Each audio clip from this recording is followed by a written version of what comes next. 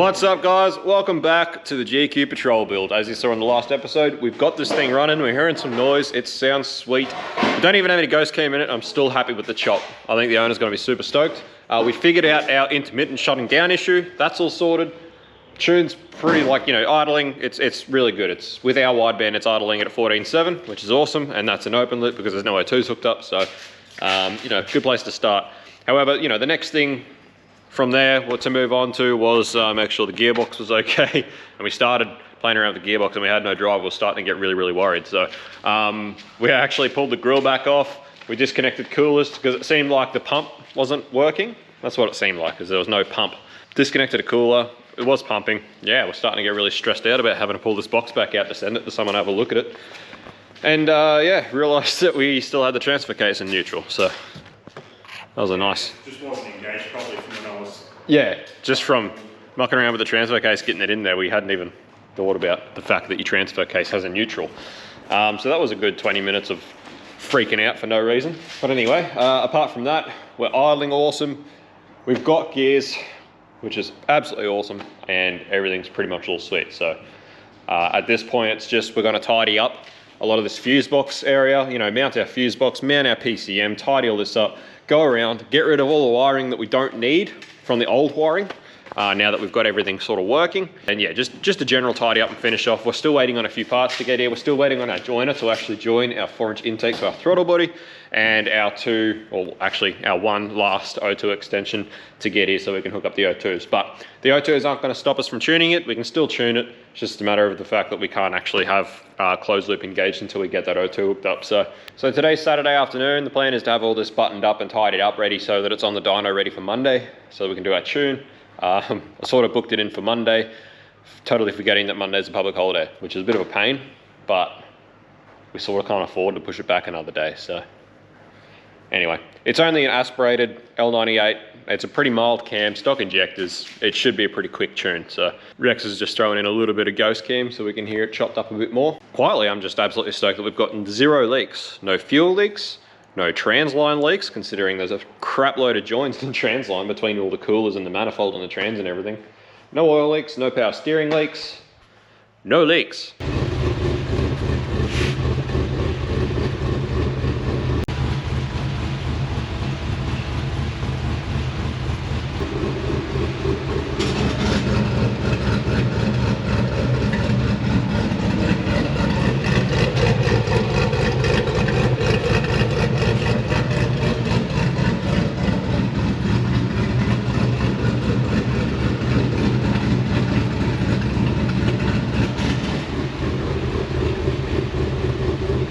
So a few of it is probably picked up in the last episode, but we did put a loud button in for the owner. He really, really wanted one.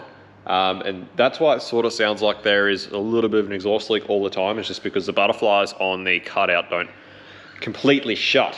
So anyway, it won't be a big deal because his plan is to put like a bit of a side pipe on it and actually have some mufflers in there, so it should sound fine after that. It's just that at the moment we haven't had time to obviously do that sort of fab work. I don't think that we will probably do it. As you all know, Adam's a fabricator, so it definitely has means to get it fabricated without us having to do it. So we've just set it up with a flange for now, and it sounds pretty tough with it cut out. I like it.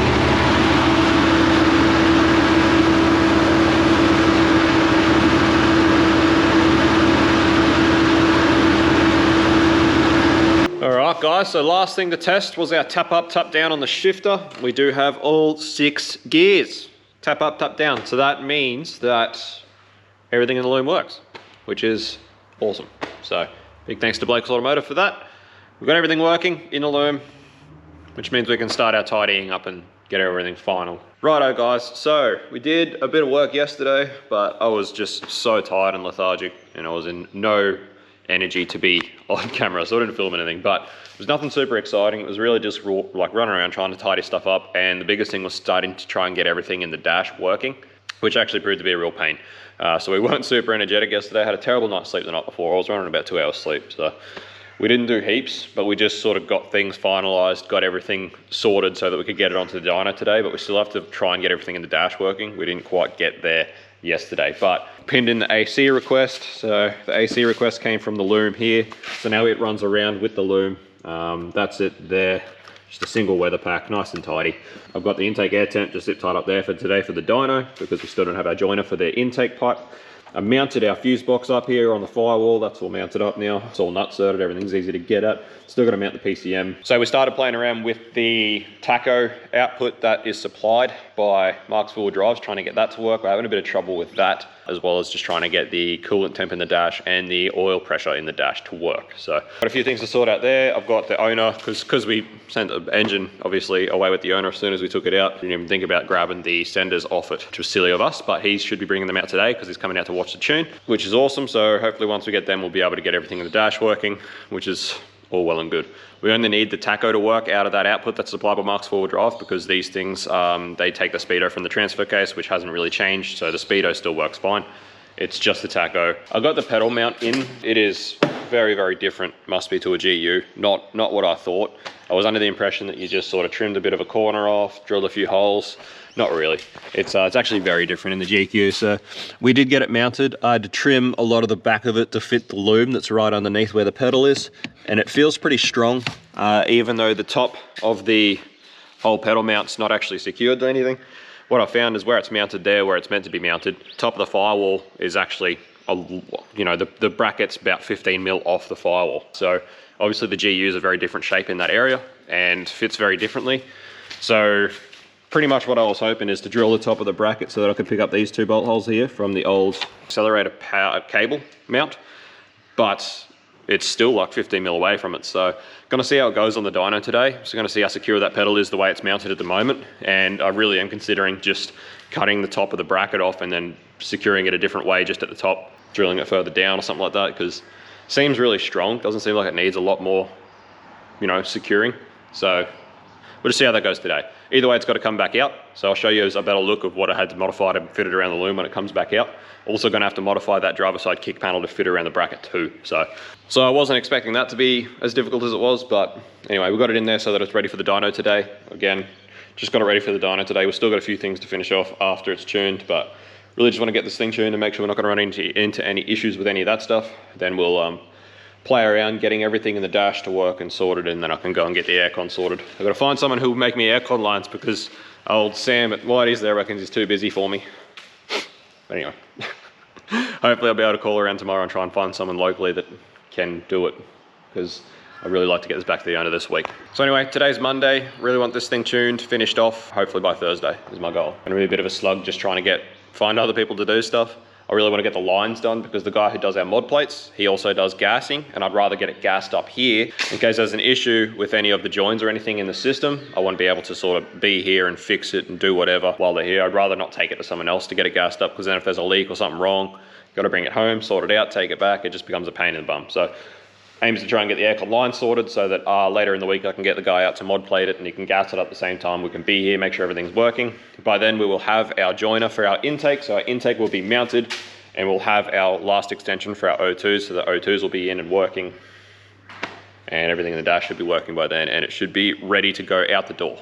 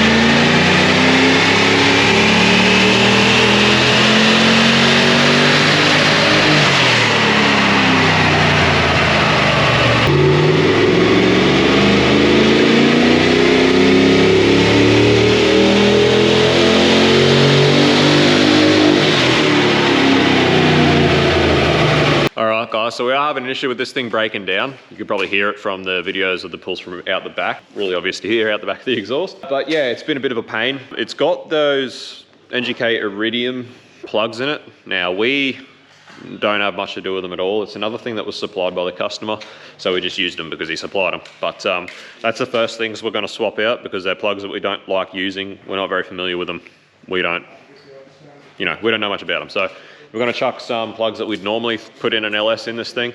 Try plugs first. After that, we'll start trying, plug leads and stuff. I just set these up just to make sure there was plenty of earth going on. I don't think it's the issue, but just as far as getting data, it's the same old, same old. But at least this thing's making awesome power.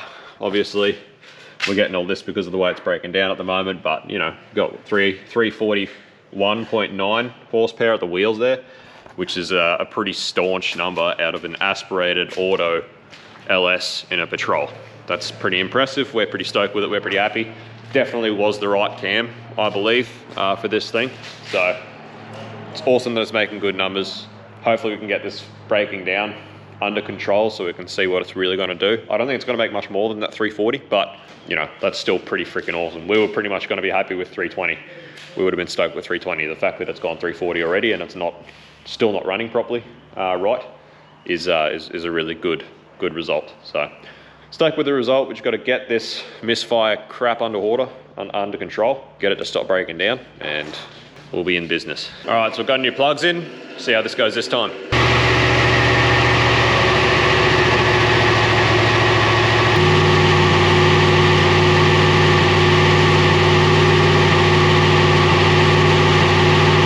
As you could hear from that, didn't help, still doing it real bad.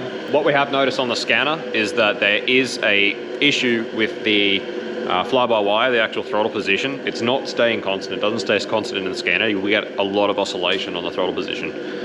So we are somewhat concerned that there may be an issue with the 5-volt circuit, which, as Rex has pointed out, will start causing issues with crank angle, cam angle sensors, all that sort of thing, which somewhat seems to be what it is. It does definitely seem to be, obviously, it's something to do with the ignition, but if there's something wrong with the 5-volt circuit and it's playing with the cam angle sensor and the crank angle sensor, it could be definitely causing error issue for sure.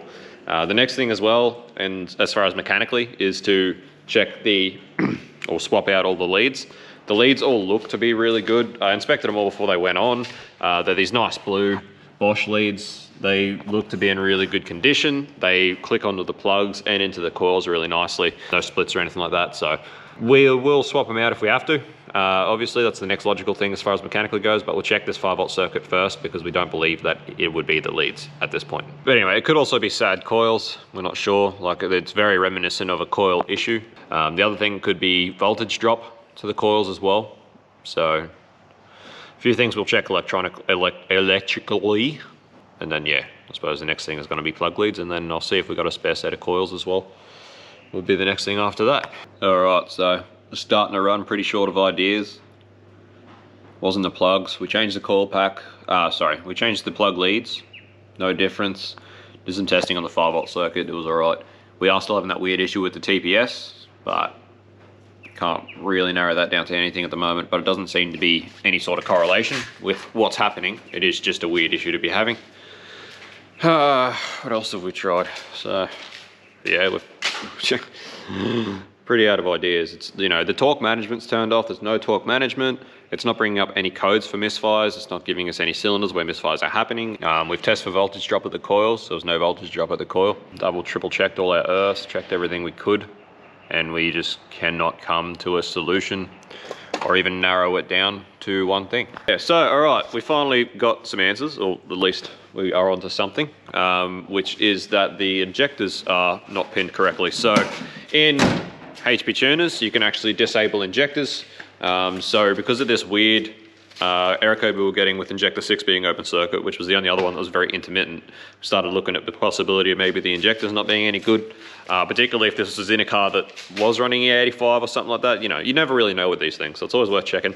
I did read up on a forum about one bloke that did have a similar issue in a VE and did fix it with a set of new genuine L98 injectors. So we started looking at injectors, then we decided to just start doing our fault finding and just disconnecting injectors and see what it was doing. And then Rex started going into HP tuners and actually turning the injectors off in the software to see what was doing. Now, as you can see here, because we don't have the O2s on in this thing. We've hijacked one of the O2 bungs for our wideband in the dyno, which is in this bank, the driver's side, because we didn't want to put it in the tailpipe in the sniffer because of that loud button that I told you about we put in.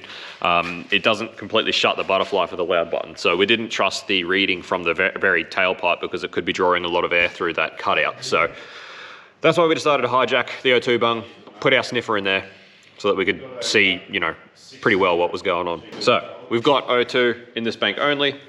Rex jumps on the ECU, starts disabling injectors. This is 2, 4, 6, and 8. 2 and 4 were bothering our wideband, it was going lean.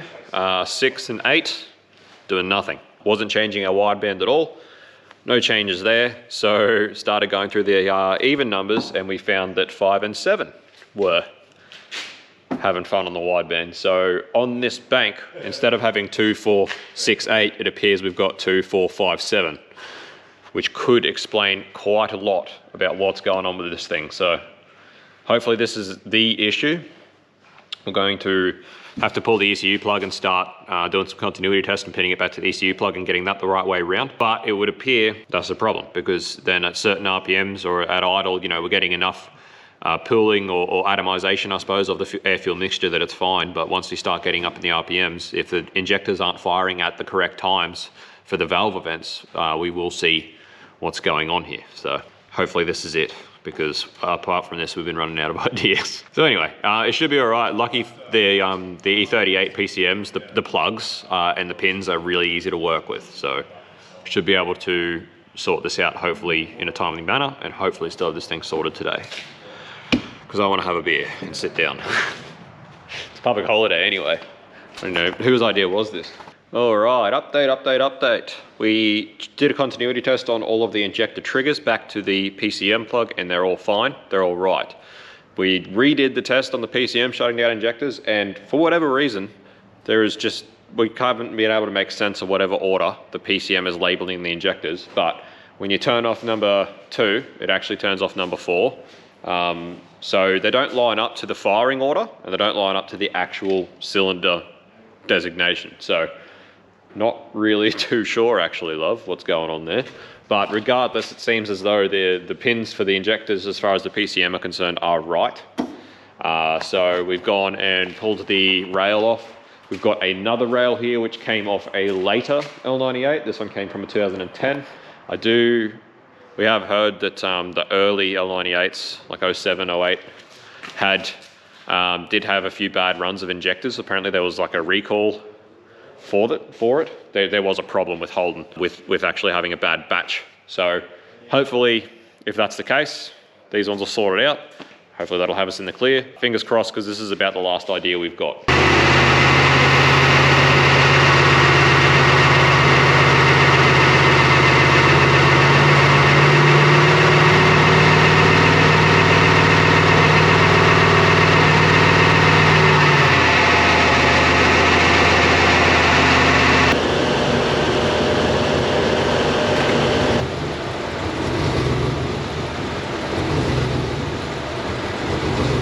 Alright guys, so it's now the next day. So we changed out all them injectors and it actually got worse. It was way worse. The thing was way down on power, shaking heaps. It dropped a few cylinders and we had more error codes for injector open circuit. So we started playing around with the plug on the PCM and we found, because whoever pulled this whole setup out of the wreck just didn't give a flying turd. They broke so much stuff.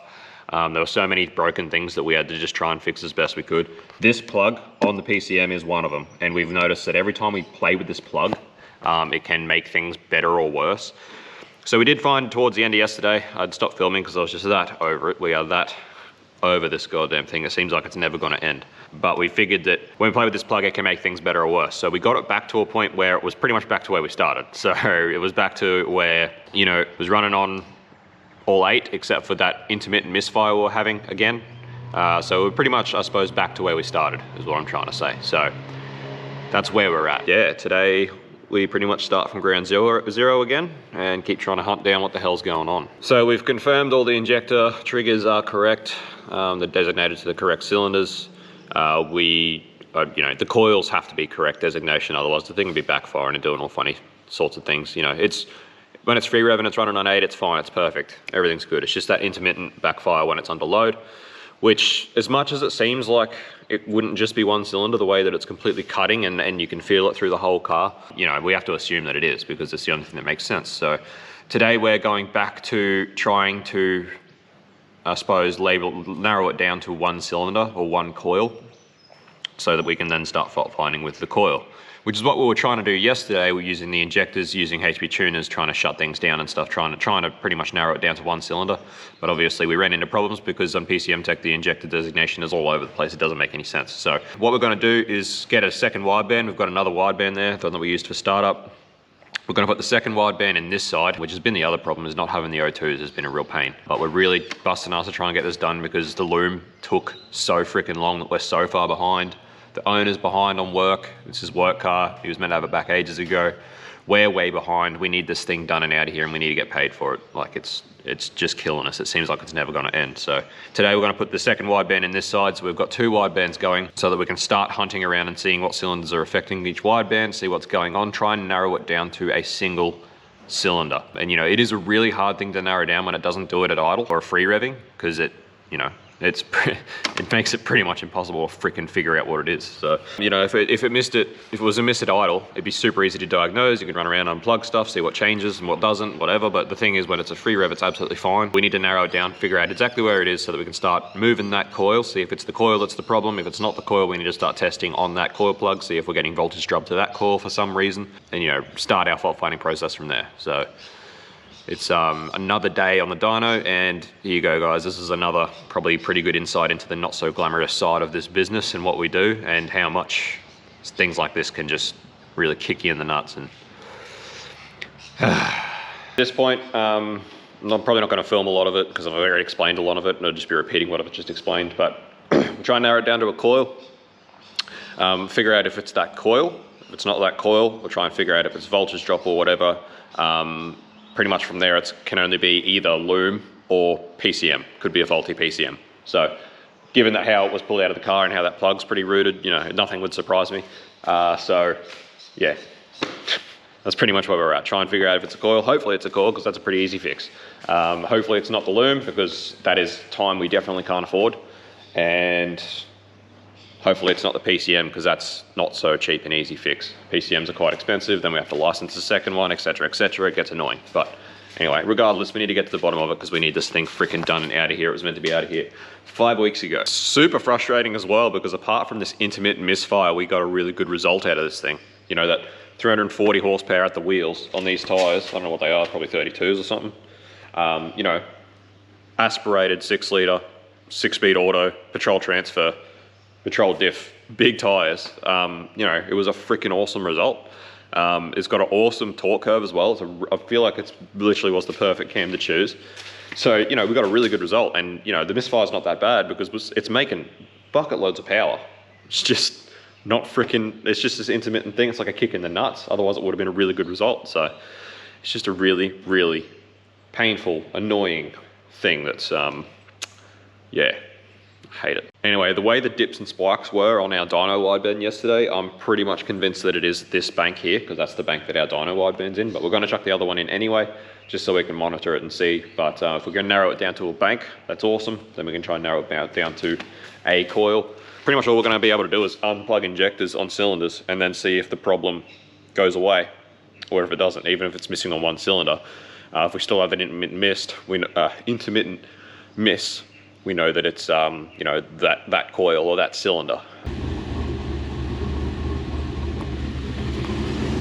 So you can see there the designation for turning off the injectors in HP tuners, and those numbers don't correlate with like anything. It's really weird, even though the pinout on the PCM's fine. All right, guys, so update, we narrowed it down to this bank and then we narrowed it down to cylinder number 6. And we thought we were on a winner. We thought for sure we just had a dead coil. This was going to be an easy sort out. But we swapped number 6 coil to number 4, swapped them over, and the problem stayed on cylinder 6. So now we need to start looking at our wiring from, we're going to go from coil 6 back to the ECU. We're less inclined to think that it's an injector problem. We're pretty sure it's a spark energy issue. And as such, yeah, we pretty much start looking from our coil plug back towards the PCM and see what we can find. All right, so just thought of a way that we can sort of fast track ruling out the ECU before we go start looking for electrical issues. Not that I reckon it would be an ECU. It doesn't seem to be like it would be an ECU fault the way it works when it's not under load. It really seems like a spark energy problem, but we need to rule it out. It needs to be eliminated as a possibility. So what we're gonna do, we're gonna repin the PCM plug and we're gonna swap 4 and 6 coil triggers. So if we change the triggers for pins for number 4 and 6, and we swap them over at the PCM, and then I swap these over, if it stays on this coil, which will then be number 4, we know that it's likely electrical. But if it then moves to this coil, which will then be number 6, which will then still be on the number 6 trigger, well then we can start looking at whether it might be a PCM issue, because that's through a whole nother set of wiring. So anyway, again, not that I reckon that this is going to be the issue, but it's a quick way that we can rule out the PCM being a fault in the system, which is good because it's an expensive and annoying part to replace. So with it ruled out, we can then start shifting our focus to a wiring issue. All right, guys, momentary lapse in what we were looking at. The problem is that the plugs for the PCM plug, the pins, sorry, actually come out the front of the plug. So we can't actually just easily repin those 2 coils. We'd have to pull them out the front, which means we'd have to cut the wires, which is the last thing we really want to do. So unfortunately, it's not that simple. Still an option as a last resort if we get to the point where we still need to rule out PCM. But at this stage, we'll try and do a bit more testing on the wiring and see if we can find any other discrepancies or issues before we go resorting to having to do that. All right, guys, you would not believe what has gone on here. Absolutely astounding sort of crap we continue to somehow just have to deal with. So through process of just elimination and fault finding, we've narrowed it down to being this cylinder. We still haven't ruled out whether it is something to do with the wiring from the injector or the wiring from the coil or the PCM. That's pretty much what we've narrowed it down to. It's got to be either injector or coil. Wiring side, I can't accept that it would happen on 2 separate sets of injectors. The same thing would happen. We're sure it's either wiring or PCM side.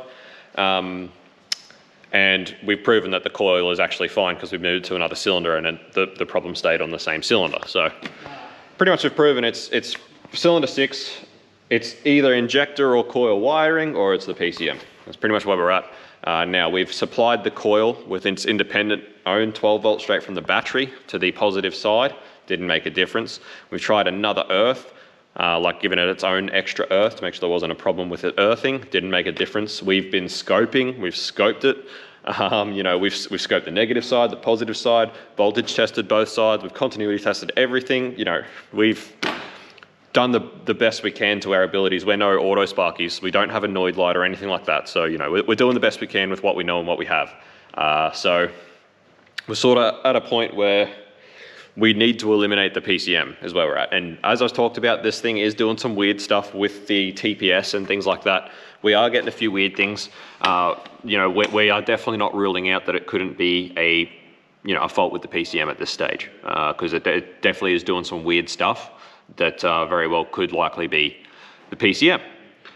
So with the scope, this thing is doing some really weird things. It's honestly, we're racking our brains. But anyway, the problem with the PCM and trying to rule it out is that E38 PCMs are not exactly cheap. We don't have any spares. And then even if we get another one, we've got to pay another license for HB tuners to re-flash it with this tune so we can try it to see if it is the PCM, which starts to get expensive. We had this light bulb moment where we were like, you know, the supercharged VESS that we did, we're actually renting the owner's house off him. So that actually is in the shed at home. So anyway, we're like, we'll bring that over. We're already licensed to it.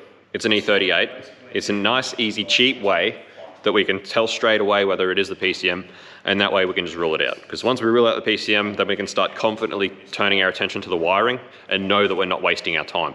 Unfortunately, due to our knowledge of wiring being moderately limited, I suppose I say that, compared to, you know, what I think should be the standard, although from a lot of the stuff I've seen, maybe we probably do know a fair bit, but, you know, I don't like confidently chasing wiring before I've ruled everything else out, because I don't know enough to know that I'm not chasing my tail, if you know what I mean. So if we could eliminate the PCM, at least then we could confidently be looking through the wiring and know that we're not wasting our time. So that was like, well, we can do that, you know, already licensed, it's not going to cost us anything, it's just down the road, we'll go get it. We went to go get it. We get home, we go into the shed, and someone snapped a key off into the door to the shed, which we didn't understand. None of the keys open any other doors, so couldn't even get into the shed to get it. Like, you couldn't even make this stuff up. It's totally random that just someone's snapped the key off on the shed door. So anyway, so it's all locked up, we can't get to it, so we're gonna try and sort that out. Anyway, it's probably it's still what we're probably gonna work towards trying to do. We've got to figure out, we're talking to the owner now, who owns the house, and trying to see what happened and why there's a key snapped off in the shed door.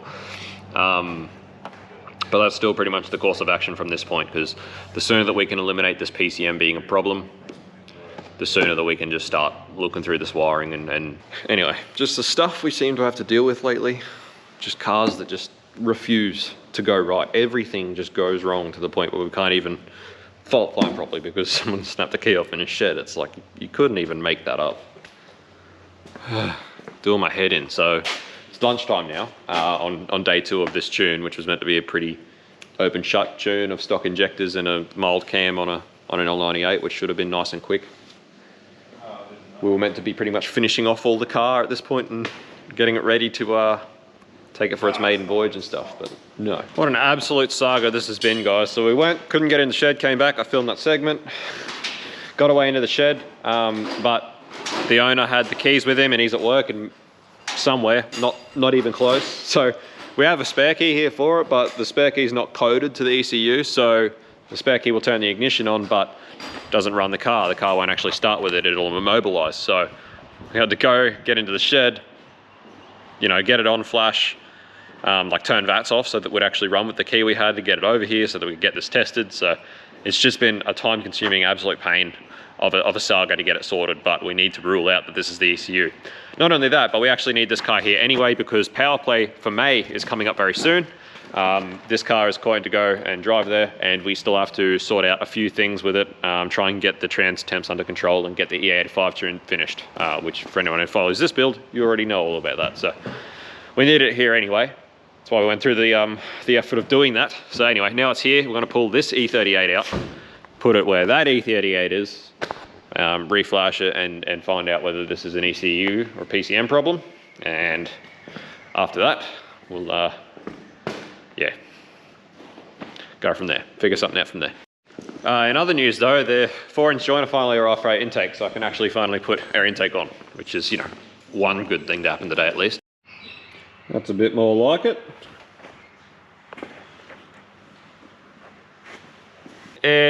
No, not ECU fault, not hardware at least. So yeah, new ECU, same OS, same tune file, did the exact same thing.